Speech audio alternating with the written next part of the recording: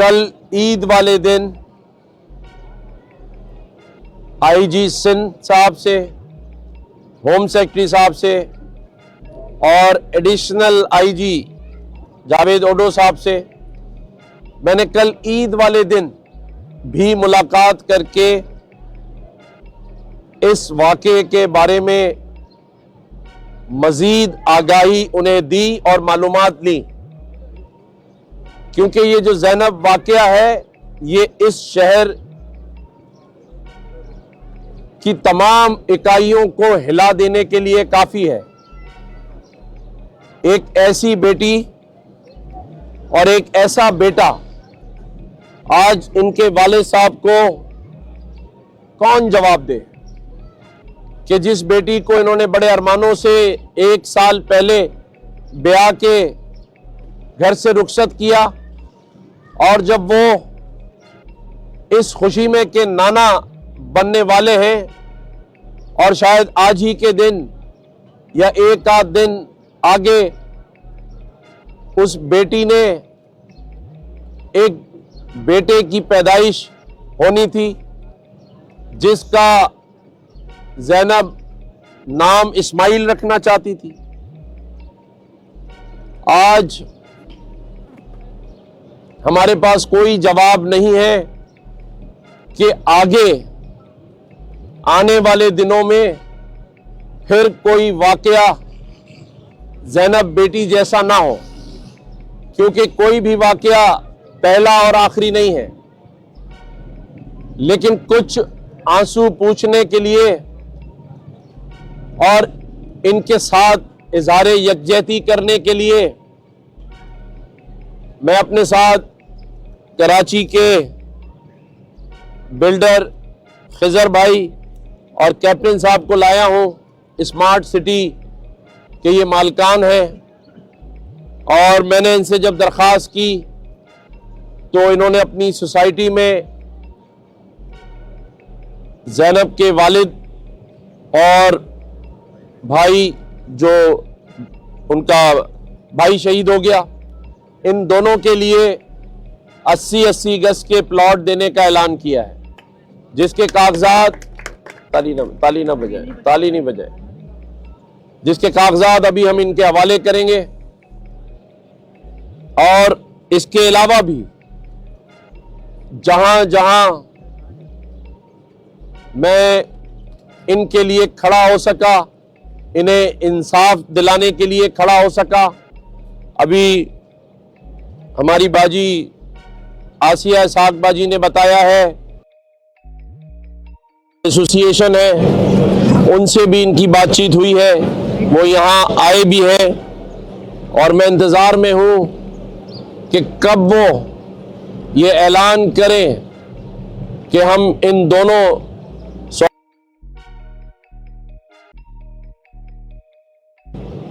2-2 करोड़ रुपए इन्हें दिए जाएं, क्योंकि एक घर का वाहिद कफील था और एक बेटी का बाप, जो कि इन चीज़ों से नहीं लेकिन दुनियावी हिसाब से हमें ये साबित करना है कि हम इस सोगवार फैमिली के गम में शरीक हैं। और मैं शुक्रिया अदा करता हूँ मेरे मीडिया के भाइयों का कि वो आज ईद के दूसरे दिन अपने घर में बच्चों को छोड़कर यहाँ मौजूद हैं। और मुझे ये भी पता है कि अभी जो मैं बातचीत कर रहा हूँ ये पूरी लाइव दिखाई जा रही है, जिस पर मैं इसलिए शुक्रगुजार हूँ कि हम ऐसी बहुत सारी चीज़ें लाइव दिखाते हैं, लेकिन ये वो वाकया है जिसे बहुत कम कवरेज मिलती है, क्योंकि एक गरीब की बेटी है, एक गरीब का भाई है। तो ऐसे वाकयात के दूसरे तीसरे दिन सब भूल जाते हैं, लेकिन मैं अल्लाह को हाजिर नाजिर जानकर कहता हूं कि इस ज़ैनब बेटी के वाक़े को मैं नहीं भूलने दूंगा, मैं नहीं भूलने दूंगा, इसलिए कि ये शहर लावारिस नहीं है। यहाँ जब एक बुशरा जैदी बेटी का वाक़या हुआ था तो पूरा शहर एक साथ खड़ा हो गया था। और ये जो ज़ैनब बेटी का वाकया है, ये दिल दहला देने वाला वाकया है। एक नामौलूद बच्चा मां के पेट से निकलकर रोड पर गिर जाए और कोई पुरसाने हाल ना हो। तीनों मां, बाप और बच्चा अल्लाह को प्यारे हो गए और फिर भी ये शहर खामोश रहे, यहां के लोग खामोश रहे। ये मुमकिन नहीं है। इंसाफ मिलने तक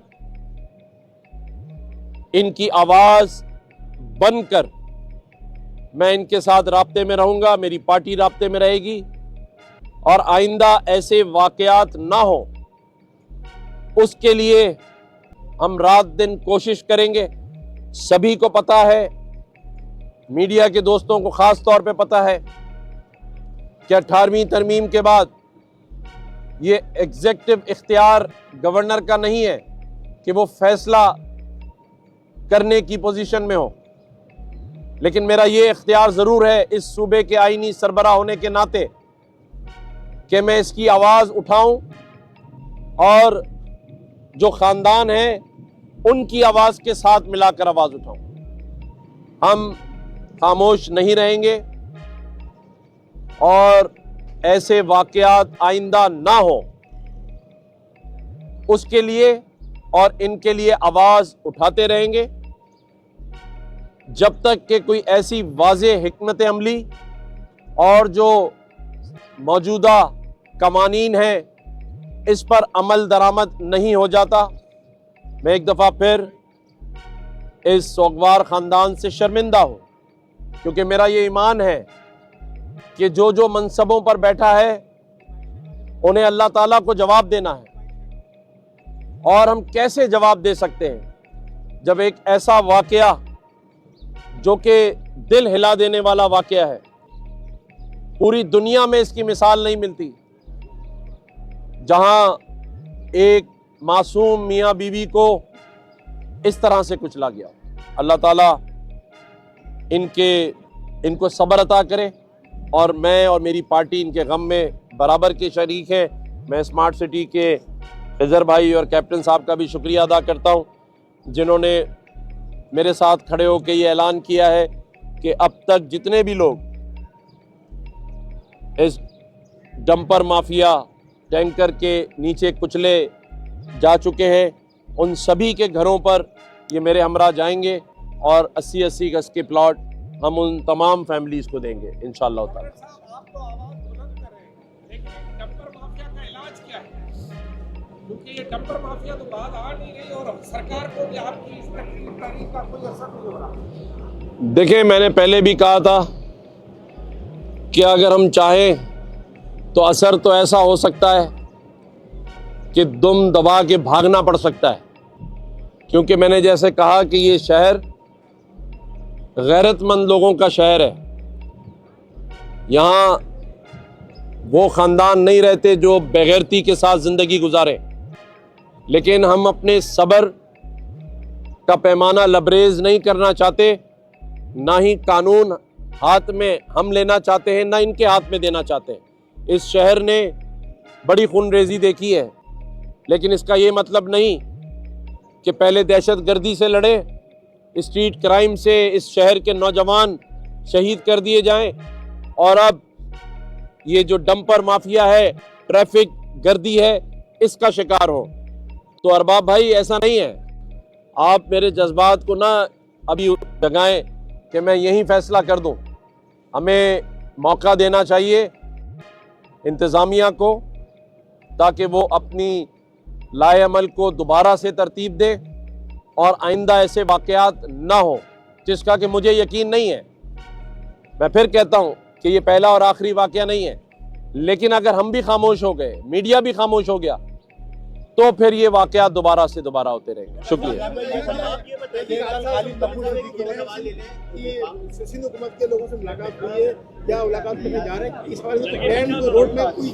जी, मैंने आपको बताया था कि अब ईद इंशाल्लाह 2-3 दिन गुजर जाएं, हम APC का मैंने ऐलान किया है और तमाम ही सियासी जमातों को पीपल्स पार्टी को भी दावत देंगे, नून लीग को भी दावत देंगे, बाकियों से मैं बात कर चुका हूँ। इंशाल्लाह सब बैठकर एक लाएमल बनाएंगे। अल्लाह ने चाहा। इस्लामाबाद में हादसा हुआ है, वजीर आजम ने उसका नोटिस ले लिया। कराची वाले आए दिन जो है हादसा की नजर हो रहे हैं, वजीर आजम को कराची नहीं दिखता। दूसरी बात ये कि आपने कहा मैं एक्शन लूंगा, लियारी एक्शन से विभाग के बाद है। ये डंपर शहर में आते ही इसलिए कि लियारी एक्शन पे जो कि परवेज मुशर्रफ साहब के दौर में बना था कि ऊपर से ट्रैफिक चला जाए, शहर में आए नहीं, वहाँ पे हैवी ट्रैफिक जाता ही नहीं है। तो उसके लिए कुछ इंतजाम करें ताकि देखें, कोई नोटिस ले ना ले, हमने तो ले लिया है और इंशाल्लाह हमारा नोटिस लेना ही काफ़ी है। गो के मैंने सदर आसिफ अली जरदारी साहब को भी ख़त लिख दिया है और ज़रूरत पड़ेगी तो मैं शहबाज शरीफ साहब को भी ख़त लिखूँगा, क्योंकि ये वाक़या किसी एक कौमियत के कुचले जाने का नहीं है। ये सारी कौमियतों को कुचला जा रहा है क्योंकि वो कराची में रहती हैं। तो ये कराची का मामला है, इसको सबको साथ में।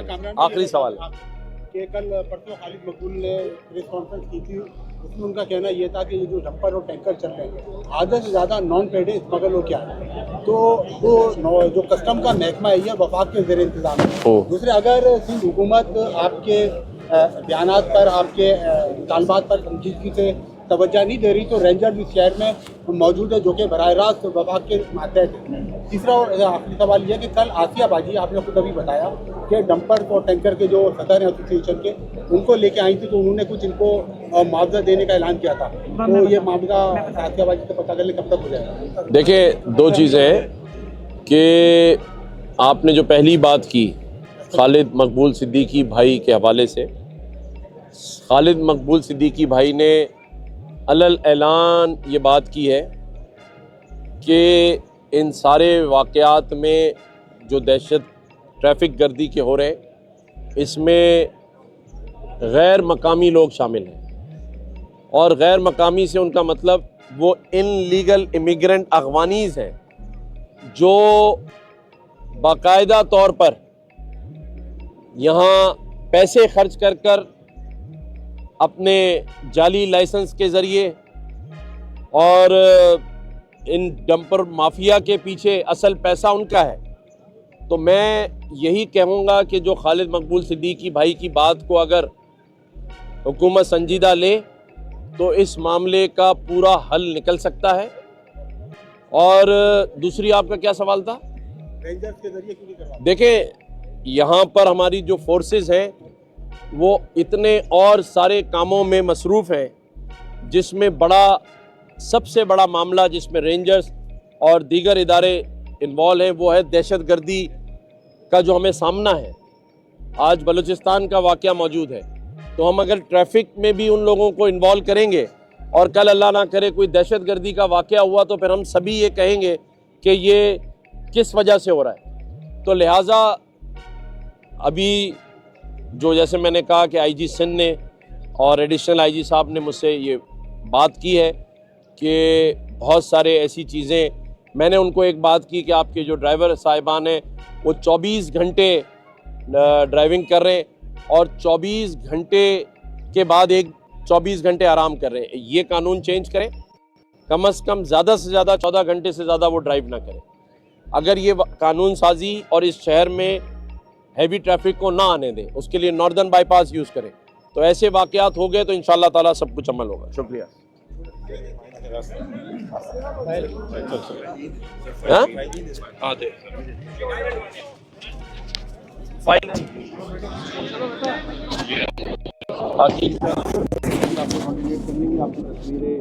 बाकी सारी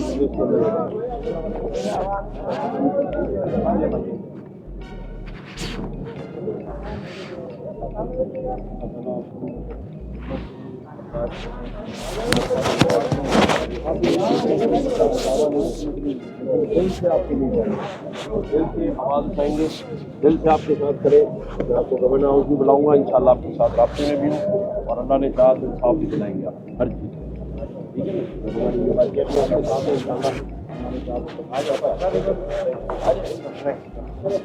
है,